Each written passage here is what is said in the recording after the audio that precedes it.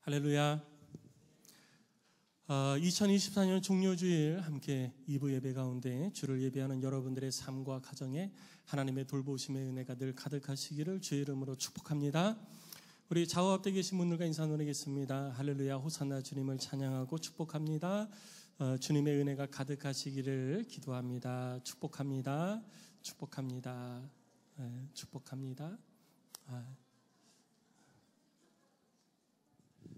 축복의 인사가 조금 길어졌어요. 감사한 일이에요.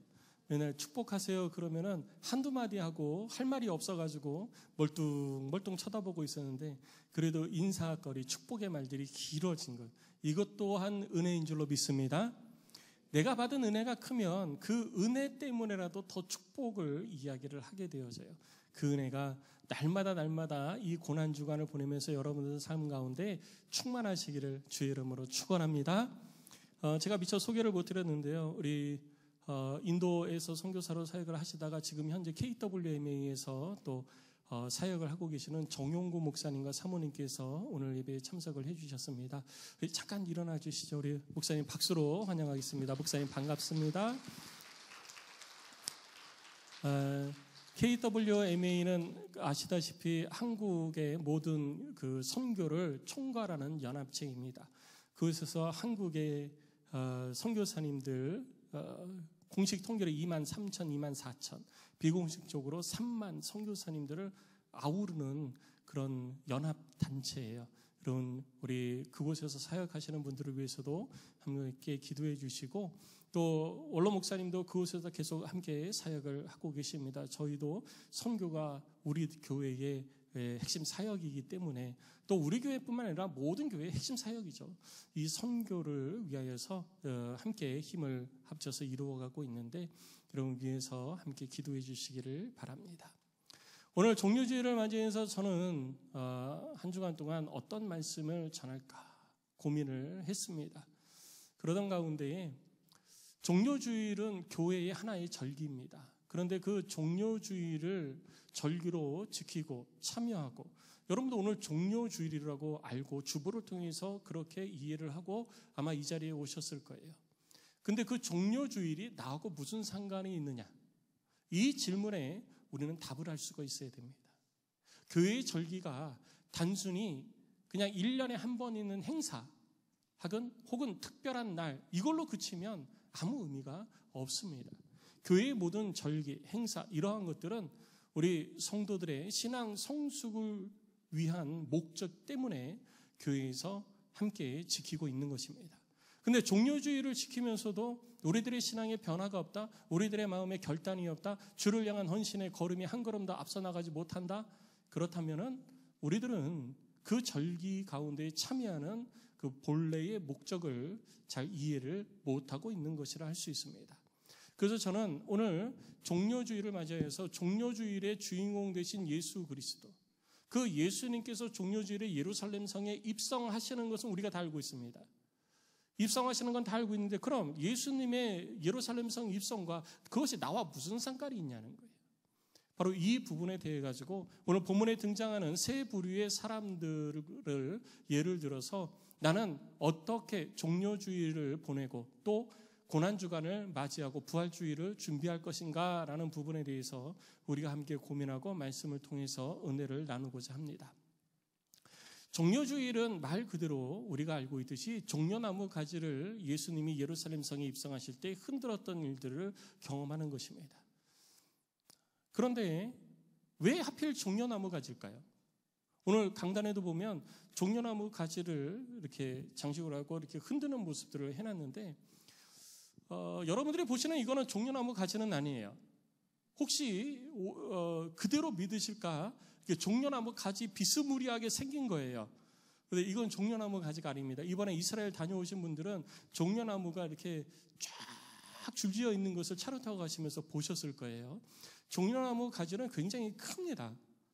굉장히 큰데 한국에서는 종려나무 가지를 구경하기가 좀 어려워요. 보기가 좀 어렵습니다. 제주도에 가면 종려나무 가지 비슷한 야자수들이 이렇게 있는데 그것도 종려나무는 아니에요. 종려나무 가지를 한국에서 좀 직접적으로 보려면 제주도에 가면은 비블리아 식물원이라고 있습니다. 그 식물원에 가시면 종려나무를 실제로 보고 만져볼 수가 있어요. 아니면 이스라엘을 가시면 됩니다. 다음에 이스라엘 갈 때 우리 더 많은 분들이 또 함께 가기를 바라고요.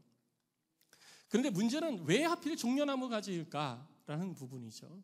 오늘 본문에 보면 수많은 사람들이 종려나무 가지를 흔들면서 호산나 호산나 다윗의 자손이여라고 외칩니다. 그리고 주님의 이름을 찬송하리로다. 주의 이름으로 오시느니 곧 이스라엘 왕을 찬송합니다 그러면서 외쳤는데 왜 그들은 손에 종려나무 가지를 들고 외쳤던 것일까요? 하나님께서 너희들 손에 종려나무 가지를 들고 외쳐라 뭐 이렇게 말씀하신 것은 아니에요. 당시에 종려나무 가지의 상징은 승리의 영광을 상징하는 것이 종려나무 가지였습니다.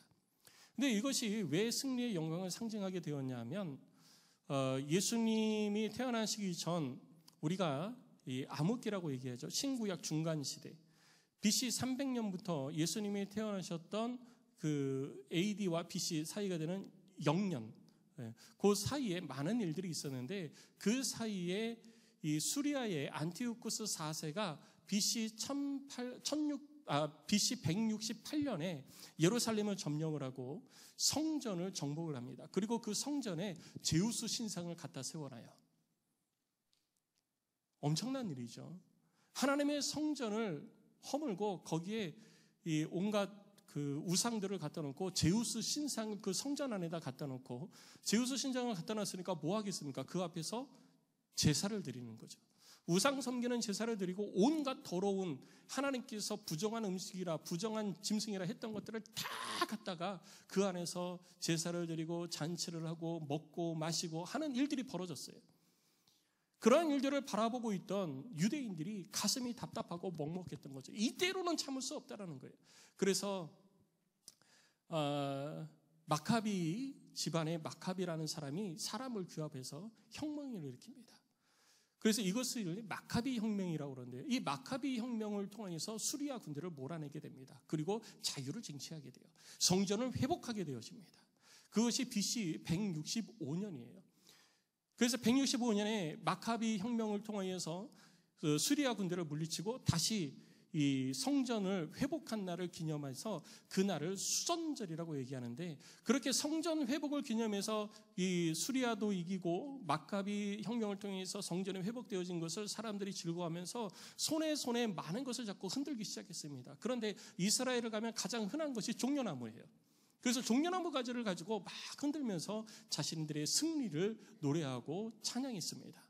그래서 그때 이후로 종려나무 가지는 승리의 영광을 상징하는 상징물이 된 거예요.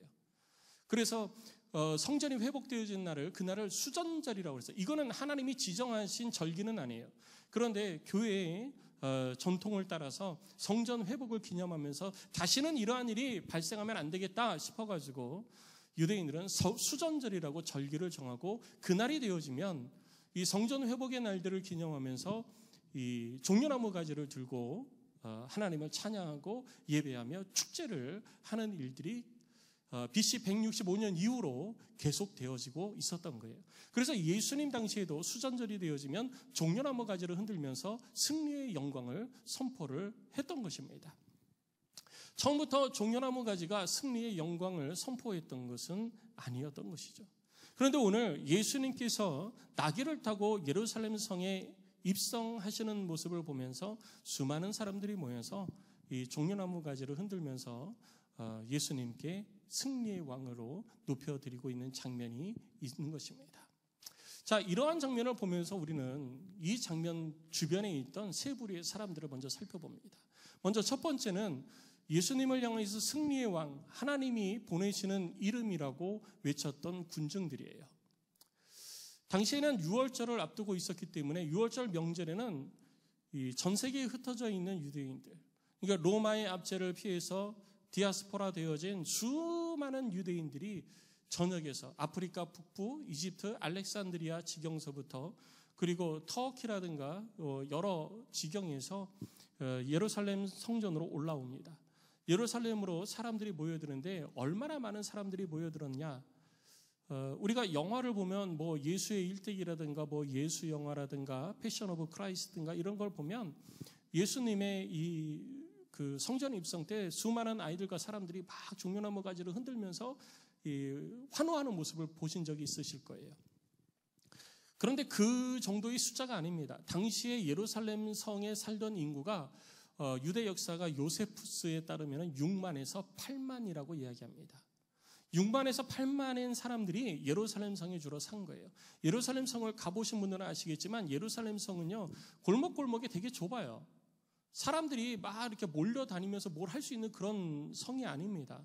되게 좁아서 세 사람이 나란히 서가지고 걸어가면 앞에 오는 사람과 비껴가기가 힘들 정도로 그렇게 그 길들이 넓지 않습니다.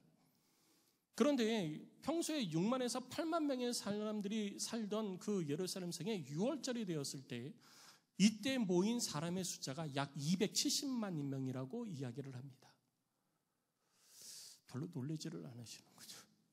약 30배,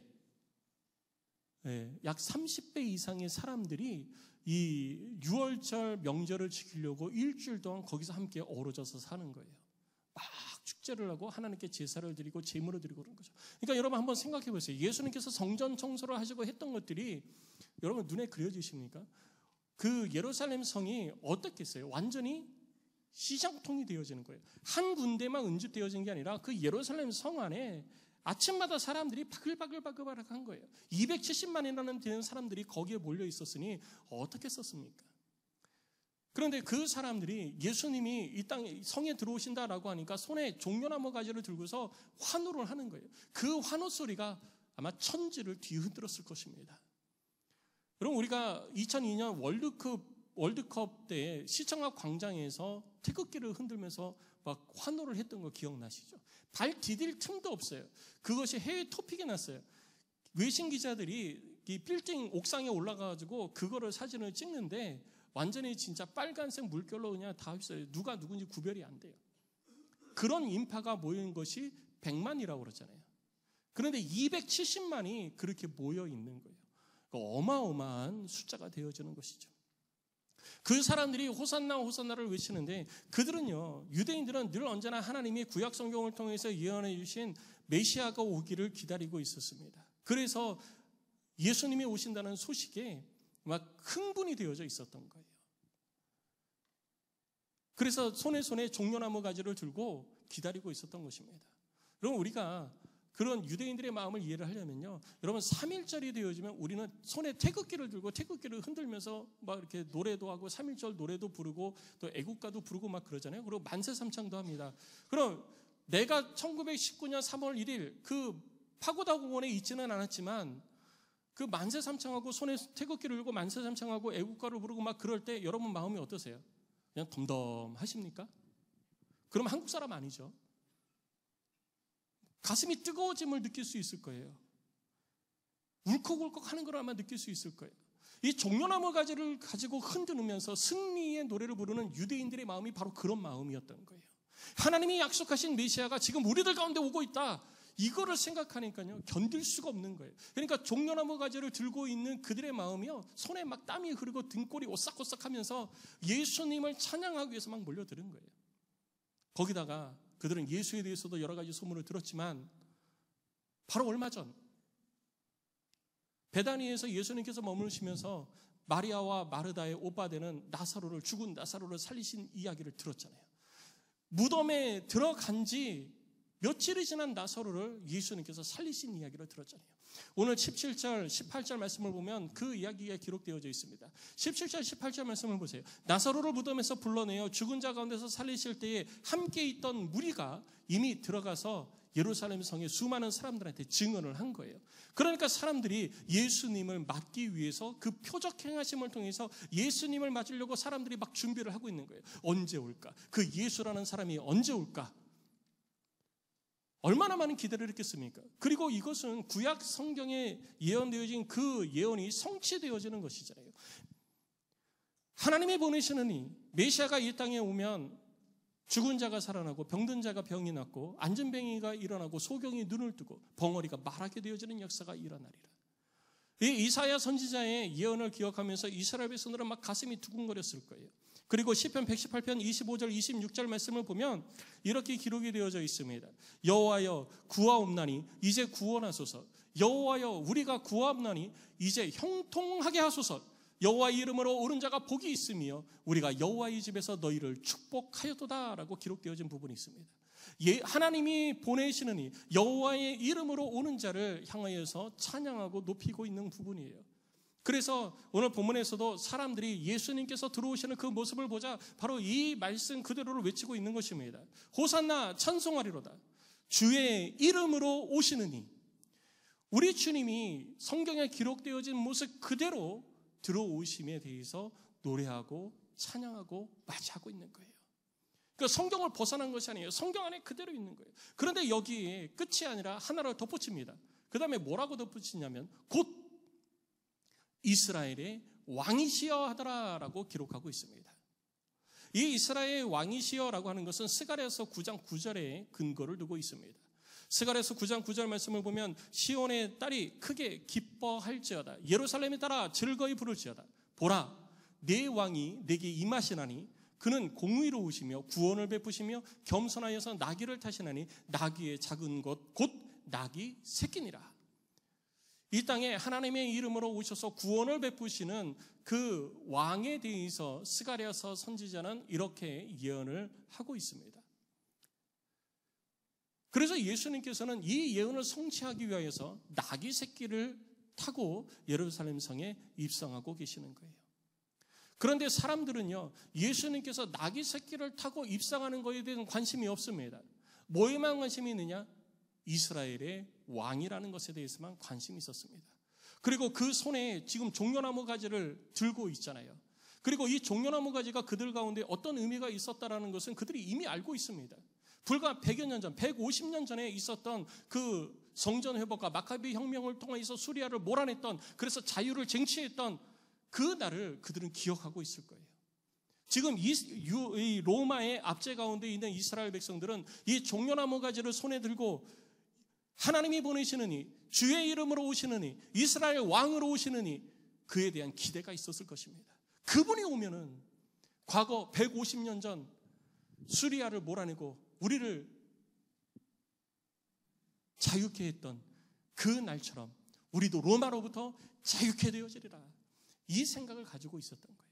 그래서 이스라엘의 왕으로 오셔서 백마 타고 갑옷 입고 멋들어지게 등장하면서 칼을 뽑아들고 휘날리면서 승리의 군기를 높이 들고 휘날리면서 입장하는 것을 기대했을 것입니다.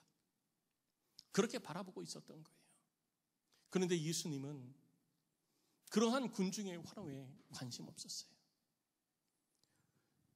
수백만의 군중들이 모여서 호산나 호산나를 외치고 예수님의 예루살렘 성 입성에 대해 가지고 이스라엘의 왕으로 오시느니 그리고 하나님의 이름으로 오시느니 당신을 찬송합니다 막 외치지만 예수님은 거기에 아무런 반응이 없으십니다. 예수님이 그들 앞에서 손을 흔들면서 내가 너희들의 왕으로 왔다. 아마 저 같으면 그랬을지도 몰라요. 백마 타고 쫙 들어가면서 얼마나 여러분 한번 생각해 보세요. 내가 딱 들어가는데 막 사람들이 막 내 이름을 부르면서 막 환호를 하고 박수를 치고 그래요. 그러면 좀 뻘쭘하기도 하겠지만 이왕 누릴 거, 그렇죠? 손 딱 흔들고 손만 들어도 막 다 넘어질 거, 다 넘어갈 거예요. 그런데 예수님은요 아무런 말씀이 없으세요. 그리고 그냥 묵묵히 나귀를 타고 들어가십니다. 사람들은 왕으로 오실 예수를 기대했습니다. 왕으로 오셔서 우리를 구원해 줄 그 사람을 기대했을 거예요.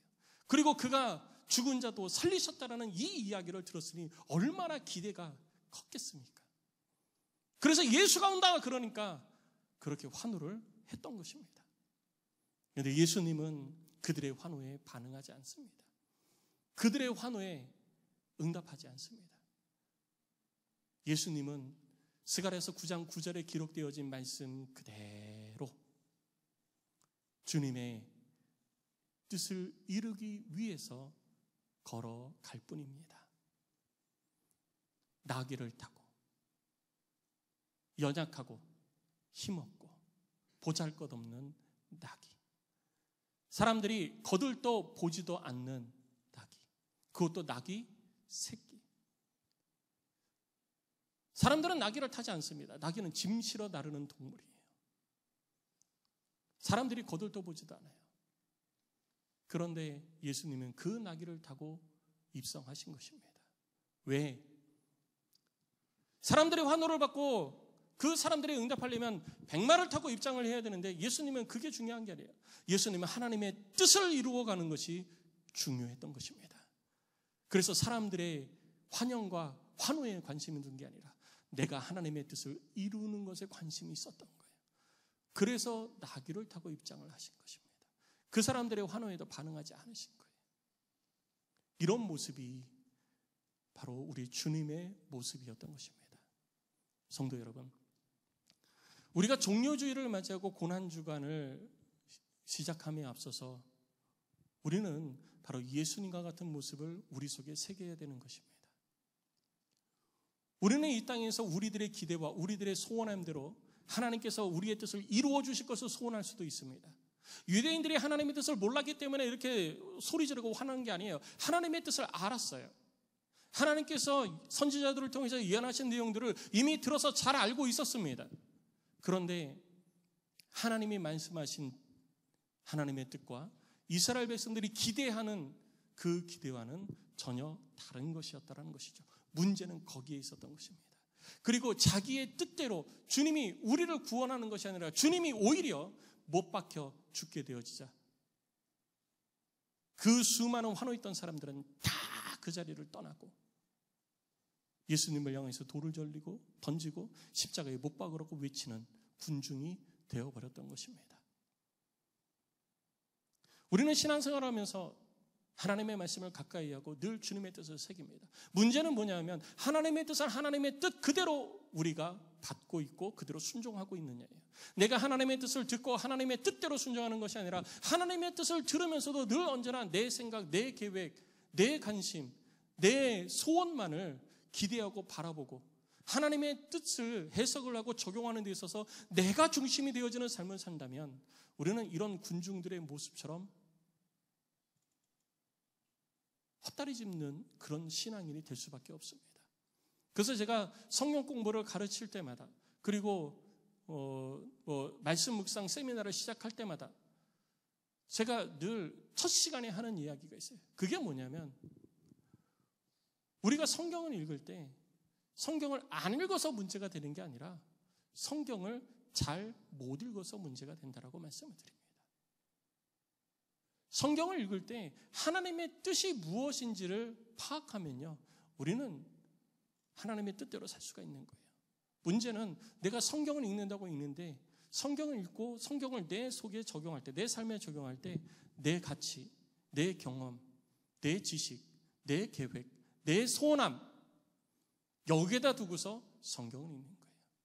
그러니까 스가랴서 9장 9절을 똑같이 이스라엘 백성도 알고 있었지만 예수님은 이 땅에 왕으로 오셨지만 겸손하여 나귀 새끼를 타고 이 땅에 오셔서 겸손의 왕으로 들어오시지만 이스라엘 백성들은 나귀 새끼를 타고 들어오는 게 중요한 게 아니에요. 중요한 것은 이스라엘의 왕으로 우리에게 승리를 가져다 줄 왕으로 우리 가운데 임하여 주기를 기대했던 것입니다.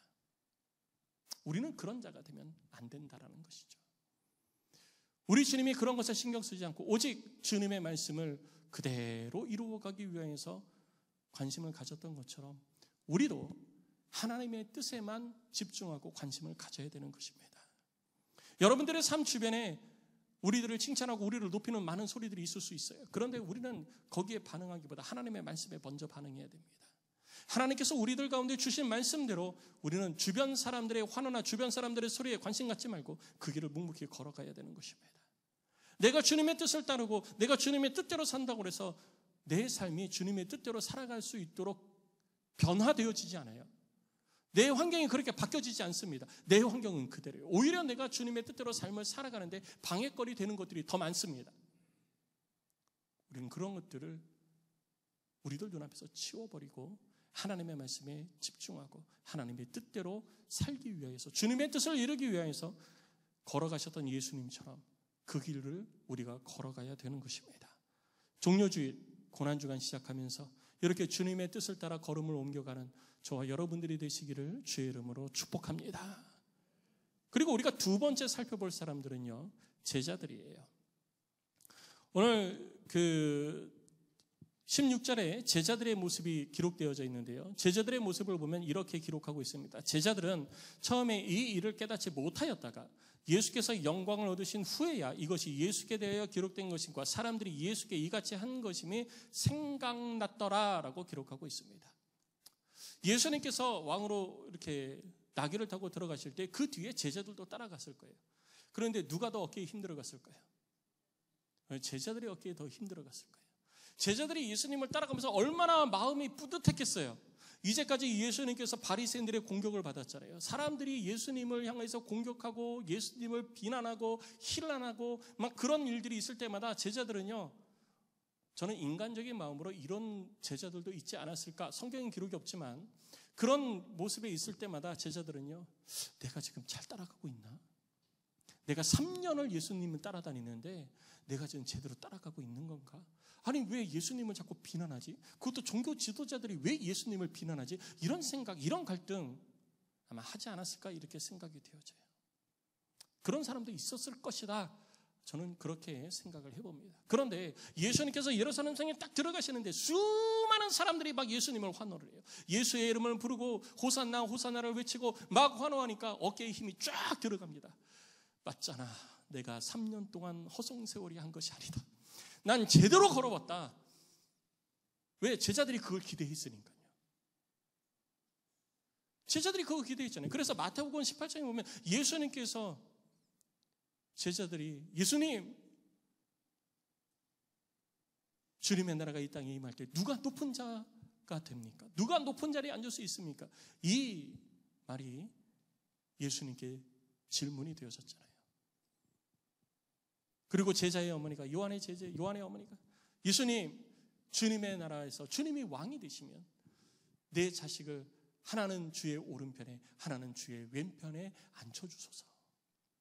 그러니까 그 모습을 보면서 다른 제자들이 시기하고 어떻게 저럴 수가 있어? 이런 장면들이 있잖아요. 그러니까 제자들은요, 예루살렘 성에 딱 들어가면서요, 예수님이 지금 뭐 때문에 들어가시는지 전혀 생각을 못했어요. 그럼 예수님이 왜 들어가시는지 예수님이 말씀을 안 해주셨냐? 아니요, 예수님 말씀하셨잖아요. 마태복음 16장 이후에 보면 예수님께서 제자들을 모아놓고 항상 하시는 말씀이 몇 번을 거쳐서 말씀하셨잖아요. 내가 이제 고난을 당하고 붙잡혀서 고난당하고 죽고 3일 만에 다시 살아날 것이다. 예수님께서 이미 예루살렘 성에 입성하기 전에 제자들에게 그 이야기를 해주셨어요.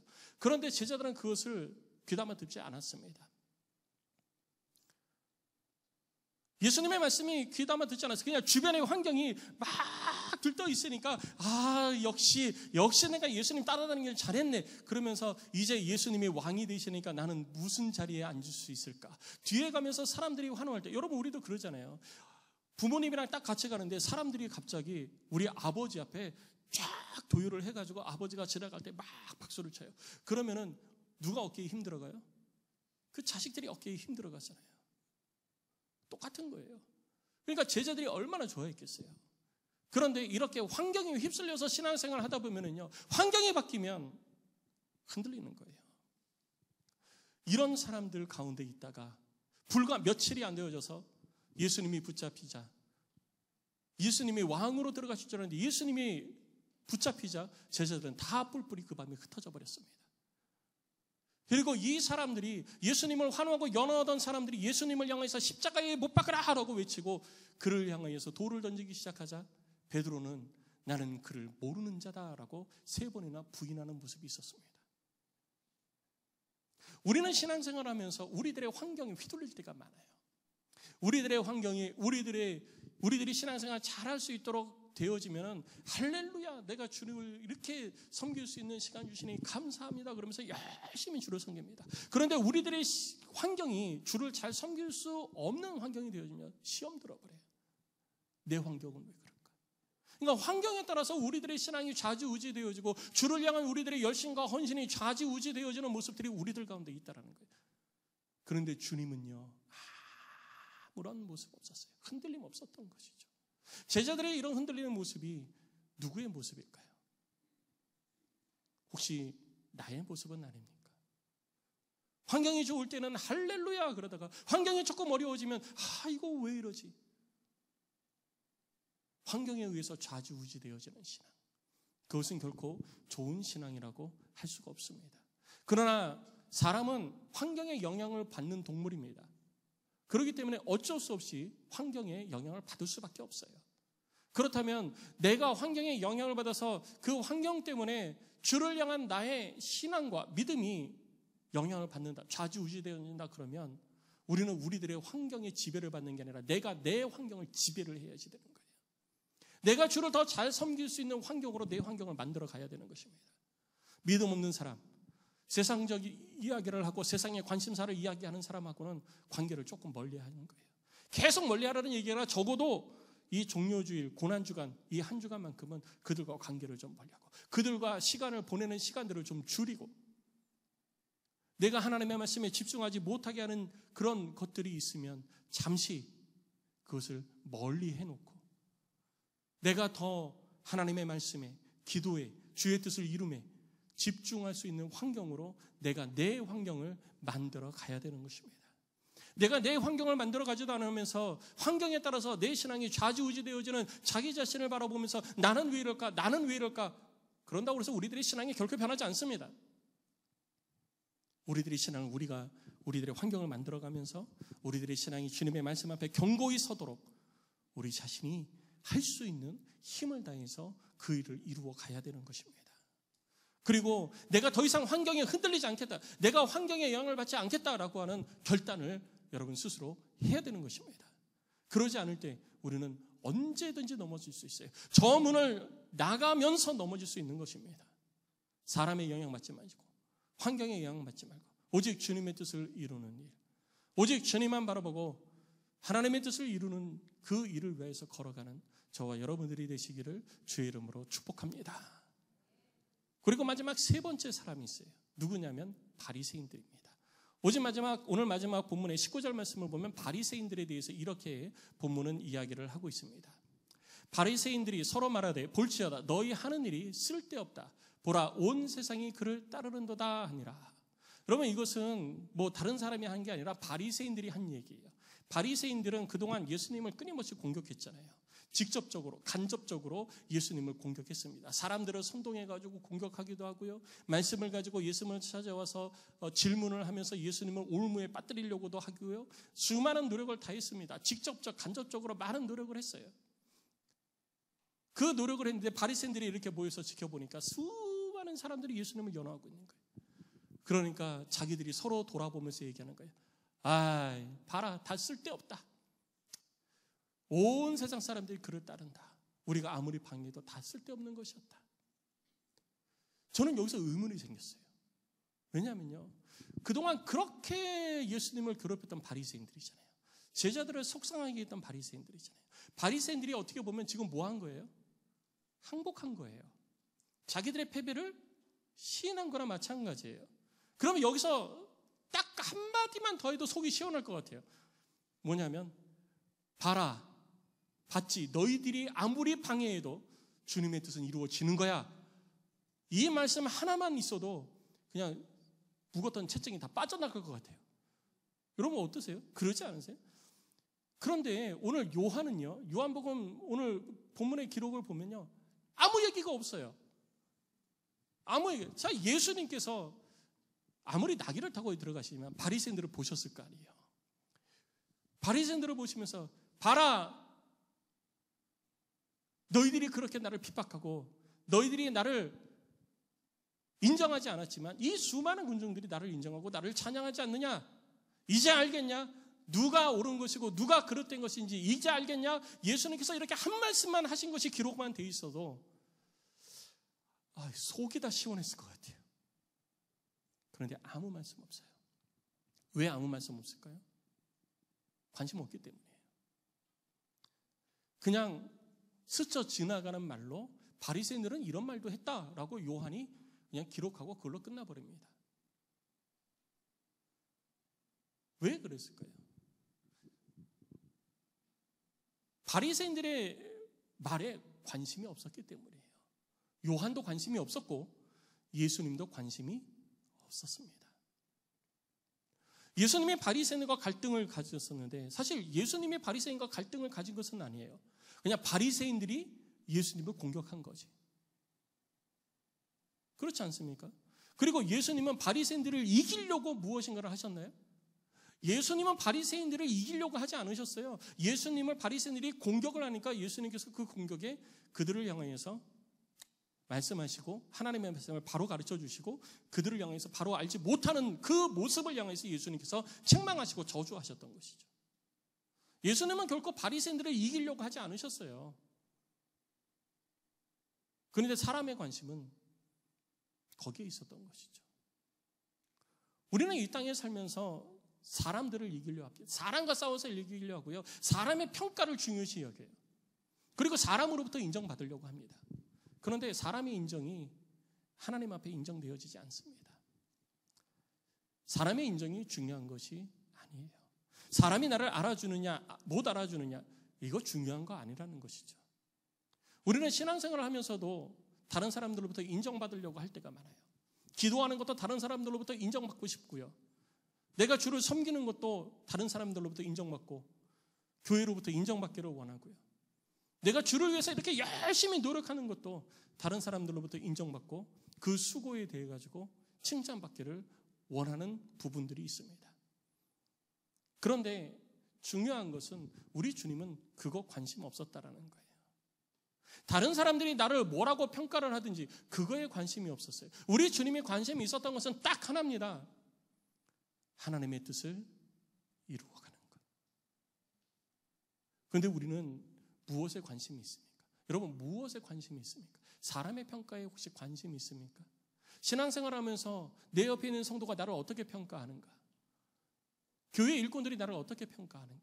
교회 목사님이 나를 어떻게 평가하는가? 좋게 평가하는가? 나쁘게 평가하는가? 그러다 보니까 다른 사람이 나보다 조금 더 좋은 평가를 받게 되면 시기하고 질투하고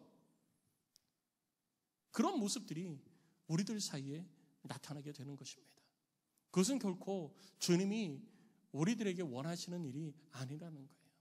우리 주님이 오늘 본문을 통해서 또 이 19절 말씀을 통해서 요한이 그냥 툭 던진 이 말을 통해서 우리들이 깨달아야 될 것은 사람이 뭐라고 그러든지 우리가 해야 될 것은 주님의 일을 이루어가는 것이 내가 해야 될 것이라는 것입니다. 성도 여러분, 오늘 종료주일입니다. 그리고 내일부터 고난주간이 시작되어집니다. 어떻게 보낼 계획을 갖고 계십니까? 아무런 생각 없습니까?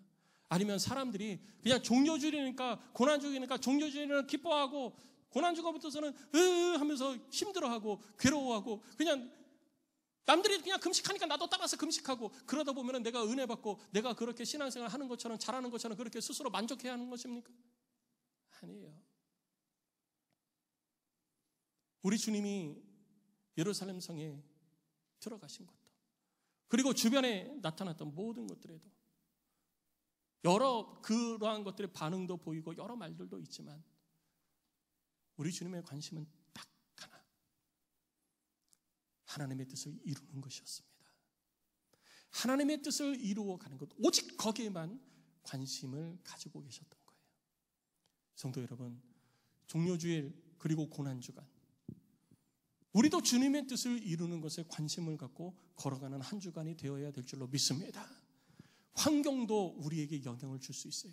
사람의 말도 영향을 줄 수 있습니다. 수많은 사람들에게 내가 인정받으려고 나 스스로를 드러내고 나타내려고 하는 모습들이 있을 수도 있어요. 그런데 우리 스스로를 돌아보면서 내가 주님의 뜻을 이루기 위해서 내가 하는 것은 무엇인가? 내가 주님의 뜻을 이루기 위해서 묵묵히 걸어가야 될 내 십자가를 지고 내가 걸어가야 될 그것은 무엇인가? 이 부분에 대해서 우리는 답을 찾을 수 있어야 되는 것입니다. 주님을 향하신 예수 그리스도를 향하신 하나님의 뜻, 그것은 바로 수많은 영혼들 270만이 넘는 그 자기를 향해서 환호하는 그 영혼들을 바라보면서 예수님은 무슨 생각을 하셨을까요? 내가 저들을 위해서 십자가를 져야 되겠구나. 나를 환호하는 저들을 위해서 나는 십자가를 져야 되겠구나. 이 생각하신 거예요. 우리도 그래야 됩니다. 이 땅에 죽어가는 영혼들을 바라보면서 우리 주님이 하나님의 뜻을 기억하셨던 것처럼 우리들도 그 영혼 바라보면서 내가 그 영혼을 구원해야 되는구나. 주님께서 나를 먼저 구원하시고 주의 자녀가 되게 하신 것은 나를 통해서 이 땅에 죽어가는 영혼들에게 복음을 전해서 그들로 하여금 하나님의 백성이 되게 하기 위하여서 주님이 나를 구원하셨구나. 내가 그 길을 걸어가야 되겠구나. 내가 이 한 주간 그 주님의 뜻을 이루기 위하여서 내 주변에 주를 알지 못하는 자들, 예수 그리스도를 믿고 천국 백성이 되지 못한 자들, 그들을 위해서 내가 걸어가야 되겠구나. 사람들이 나에게 어떤 평가를 하든지 내 주변의 환경이 어떻든지 더 이상 환경, 상황, 사람 영향받지 말고 주님의 뜻을 이루어 가야 되겠구나. 이런 마음의 결단이 여러분 가운데 있으시기를 바랍니다. 그리고 그렇게 걸어가는 이 한 주간이 다 되어지시기를 주의 이름으로 축복합니다.